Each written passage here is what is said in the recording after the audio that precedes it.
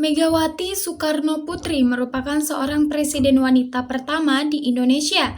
Ia menjadi presiden kelima dan menjadi presiden ketiga masa reformasi.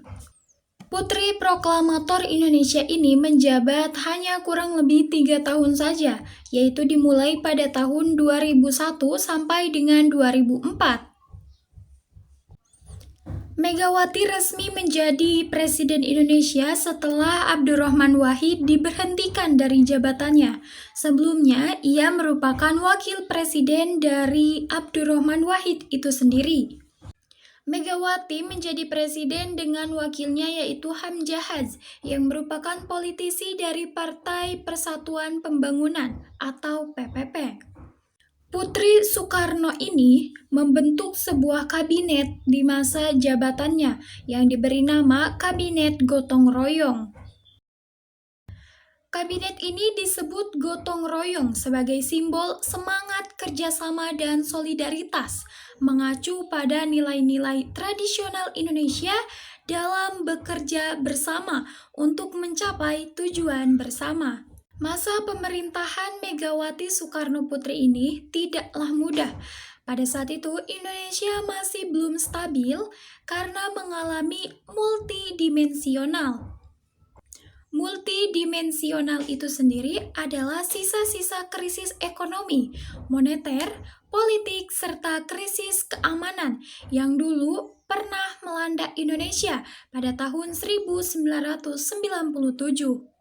Presiden Megawati Soekarnoputri mengeluarkan banyak kebijakan-kebijakan selama ia memerintah. Di antaranya adalah membentuk KPK atau Komisi Pemberantasan Korupsi dengan tujuan untuk menangani korupsi-korupsi yang terjadi di Indonesia yang dianggap tidak bisa ditangani oleh institut kejaksaan dan juga kepolisian. Korupsi sendiri merupakan masalah yang tidak pernah habis di negara Indonesia ini, dan upaya untuk menanganinya pun sudah dilakukan sejak dahulu kala. Sebelum dibentuknya KPK pada masa pemerintahan B.J. Habibie pun sempat dibentuk beberapa komisi untuk menangani korupsi. Di antaranya ada KPKPN atau Komisi Pengawas Kekayaan Penjabat Negara. Lalu ada Komisi Pengawas Persaingan Usaha atau KPPU dan ada Lembaga Ombudsman. Namun ketiganya dianggap kurang efektif untuk memberantas korupsi-korupsi yang ada di Indonesia. Tidak hanya pada masa B.J. Habibie, pada masa pemerintahan Presiden Abdurrahman Wahid juga dibentuk sebuah tim untuk menangani kasus-kasus korupsi yang diberi nama TGPTPK atau Tim Gabungan Pemberantasan Tindak Pidana Korupsi.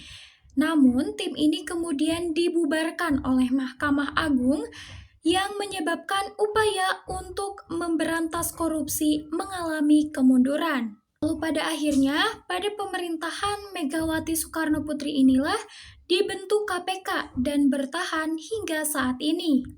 Selanjutnya, selain membentuk Komisi Pemberantasan Korupsi, Presiden Megawati juga membentuk Mahkamah Konstitusi atau yang disingkat menjadi MK. Mahkamah Konstitusi ini dibentuk atas usulan dan konsep yang diadopsi dalam amandemen konstitusi yang dilakukan oleh Majelis Permusyawaratan Rakyat atau MPR pada tahun 2001. Megawati juga melakukan netralisir terhadap PNS, Polri, juga TNI, yang mana pada pemerintahan sebelum Megawati atau lebih tepatnya pada masa Orde Baru, PNS, TNI, dan Polri itu merupakan bagian dari Golkar, dan otomatis ketika pemilu datang, mereka harus berpihak kepada Golkar. Dan pada pemerintahan Megawati inilah kebijakan-kebijakan itu dihapuskan. Lalu, para aparatur sipil negara diharuskan netral atau tidak memiliki keterpihakan kepada siapapun. Selain pada bidang politik, Masa pemerintahan Megawati Soekarno Putri pun memiliki tantangan besar di bidang ekonomi. Seperti yang sudah disebutkan sebelumnya, Indonesia sempat mengalami krisis moneter, keamanan, politik, dan juga krisis ekonomi pada tahun 1997 sampai dengan 1998. Dan pada pemerintahan Megawati, Indonesia masih belum stabil sepenuhnya dari krisis-krisis tersebut.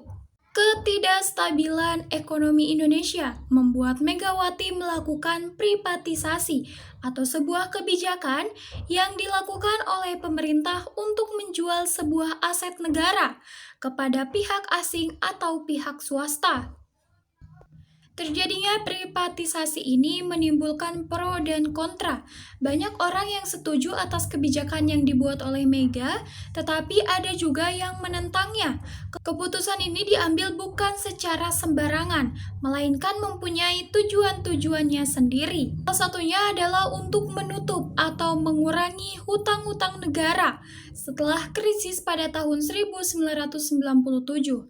Juga untuk meningkatkan keefektifan BUMN dengan suntikan dana dari investor asing. Pada saat itu, beberapa BUMN yang cukup besar diprivatisasi, seperti PT Indosat, PT Semen Gresik, serta PT Bank Sentral Asia atau BCA. Selain terkenal dengan kebijakan-kebijakannya, baik di bidang politik maupun di bidang ekonomi, era Megawati juga terkenal dengan peristiwa pentingnya. Salah satunya adalah peristiwa lepasnya Pulau Sipadan dan Ligitan, serta pemilihan umum yang terjadi pada tahun 2004. Pulau Sipadan dan Ligitan merupakan pulau yang terletak di timur laut Pulau Kalimantan. Dahulunya, dua pulau ini merupakan rebutan antara Indonesia dan Malaysia.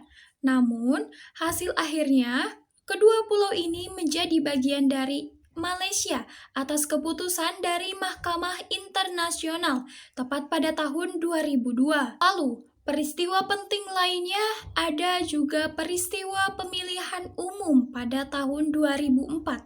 Mengapa sih peristiwa ini penting? Pemilihan umum 2024 ini dianggap penting karena pada saat itu masyarakat Indonesia dengan perdana dapat melakukan pemilihan langsung, bukan hanya pemilihan untuk parlemen tetapi juga melakukan pemilihan untuk presiden dan wakil presidennya. Seperti yang kita tahu, pada pemilihan umum presiden tahun-tahun sebelumnya hanya dilakukan pemungutan suara pada anggota MPR. Tetapi pada tahun 2024 ini, masyarakat bisa langsung memilih sendiri mana yang akan menjadi pemimpin mereka untuk 5 tahun ke depan. Pada saat itu terjadi 3 kali pemilihan umum, yaitu yang pertama pemilihan umum untuk memilih parlemen, pemilihan kedua dilakukan untuk memilih presiden putaran pertama, dan yang ketiga pemilihan presiden putaran kedua, yang mana pada putaran pertama diikuti oleh 5 pasangan calon presiden dan wakilnya, dan untuk putaran kedua hanya diikuti oleh 2 pasangan calon presiden dan wakilnya saja. Dan hasilnya, Susilo Bambang Yudhoyono atau SBY dan wakilnya Muhammad Yusuf Kalla keluar sebagai pemenang. Dan dengan demikian, pemerintahan Presiden Megawati Soekarno Putri pun berakhir dan dilanjutkan oleh SBY dan Yusuf Kalla.